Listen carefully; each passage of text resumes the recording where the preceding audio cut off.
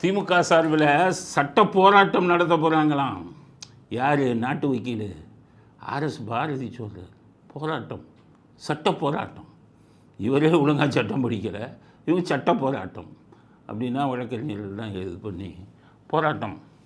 உயர்நீதிமன்றத்தில் என்ன கேட்குறாங்கன்னா, உயர்நீதிமன்றத்தில் நீதிபதிகள் ஒரே ஜாதியை சேர்ந்தவங்கள போடுறாங்களாம்.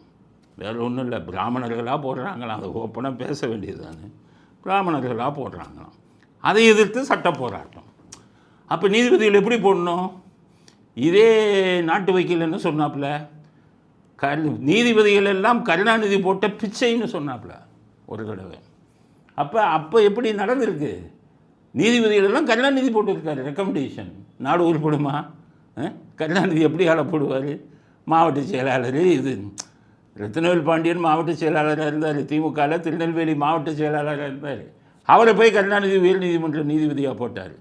ஆனால் அவர் கட்சிக்காரராக இருந்தாலும் அவர் நல்லபடியாக சர்வீஸ் பண்ணி சுப்ரீம் கோர்ட் வர போனார். இந்த திமுக விட்டு ஒதுங்கிட்டார். ஆனால் மற்ற கட்சிக்காரெல்லாம் போட்டால் நாடு உருப்படுமா? எத்தனை நீதிபதிகள் அவருக்கு வேண்டிய ஆளை போட்டார் தெரியுமா? இதே கருணாநிதி. குட்டிச்சவர், நீதித்துறையை குட்டிச்சவர் ஆக்கினதே கருணாநிதி தானே.